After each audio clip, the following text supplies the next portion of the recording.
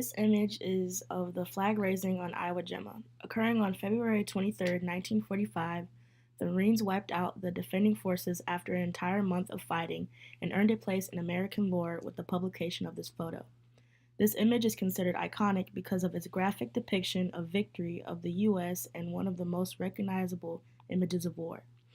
Because of this, the photo is used in many ways to interpret the ideology of celebration and victory based on its context, thusly morphing the public's perception of war in a sense where it is seen as a triumph. By placing the American flag on the peak of Mount Suribachi signifies the significance behind the photo and its expression of victory in relation to the battle against Japan during World War II.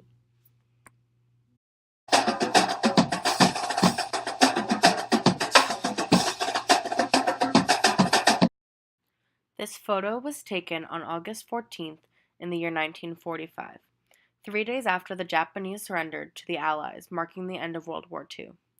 The image displays a flag front and center in the photograph, with the newspaper adjacent with the headlines "Jap Surrender Reply is Given."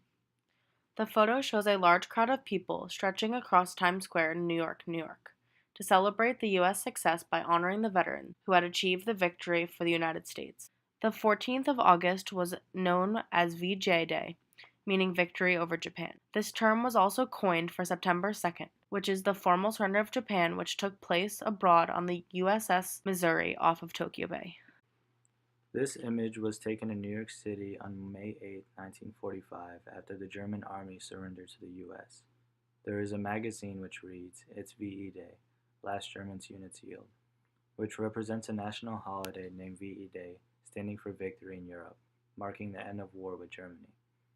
VE Day is now held as a national holiday every 8th of May, signifying the formal acceptance of Allies during World War II, consisting of Nazi Germany's unrestricted surrender of its armed forces, leading to the end of World War II in Europe. The peace signs they are holding up for the camera represent tranquility and calmness throughout the United States. The significance of the newspaper in the picture is to show the reasoning behind the smiling faces represented by the men and women after hearing the great news.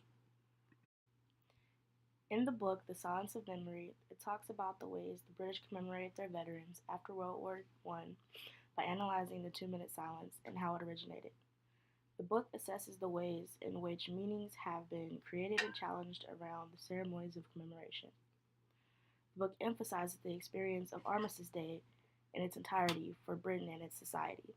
Each year, at the 11th hour on the 11th day of the 11th month, Britain observes a 2-minute silence in commemoration of what marked the end of the First World War. This signifies a day of remembrance for those who have fought for their country.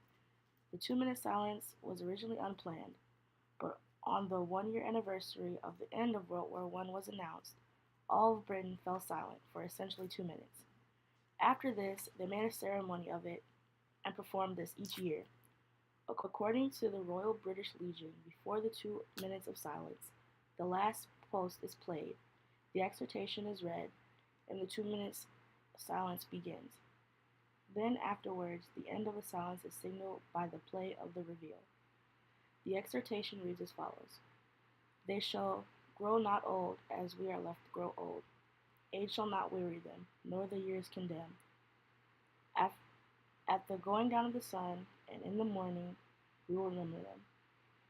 Great Britain not only believes in celebrating and honoring the ones who fought in the major world wars, but also in commemorating the servicemen and women who have fought since 1945. The book goes into the symbolism and justification of Britain's honoring methods from the moment of silence to other memorials. It also connects to how people expressed honor in the time of war and atrocity as it was happening, and its influence on how we remember today.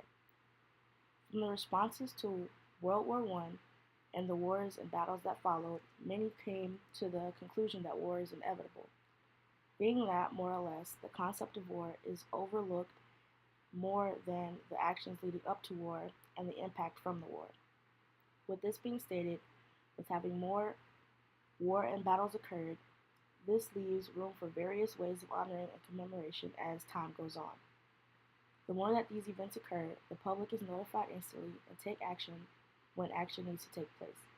depending on the impact of the war on the country itself, influenced the actions of the public and their perceptions of said war. The D-Day invasion was the single most important battle on Western Front. D-Day was the military code for paratrooper operations. Before we get into the invasion, we must understand the importance of World War II. The war started when Germany invaded Poland and Russia.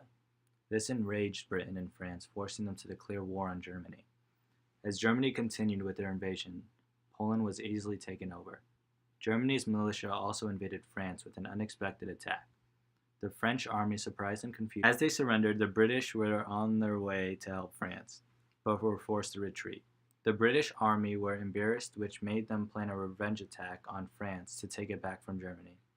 While all this was happening, on December 7, 1941, Japan attacked the American fleet at Pearl Harbor. As Germany and Italy declared war on the U.S., the United States and its allies, now at war, planned the D-Day invasion along with their allies. And after a long and thoughtful assembly, the Allies decided to elect Eisenhower as Supreme Commander. The Germans knew about an attack but didn't know when and where it would take place due to careful and intelligent planning. End quote. The German commanders did expect an invasion, but they did not know where it would take place. End quote. The first phase was a naval and aerial bombardment. The Germans had over 50 divisions at Normandy, but a great number of the commanders were not present. If D-Day failed and its allies lost, it would have given Russia a chance to capture most of Germany, which could have had a great impact on the Cold War. Without the power and resources, another attack like D-Day would have been close to impossible to recreate. Oh my god. The D-Day invasion was the single most important battle on the Western Front. D-Day was the military code for paratrooper operations. Before we get into the invasion, we must understand the importance of World War II. The war started when Germany invaded Poland and Russia.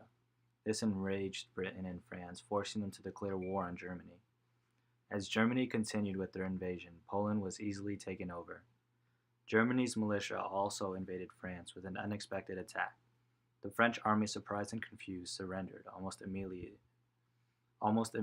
as the... Okay. The French army... Yeah, no. Keep going.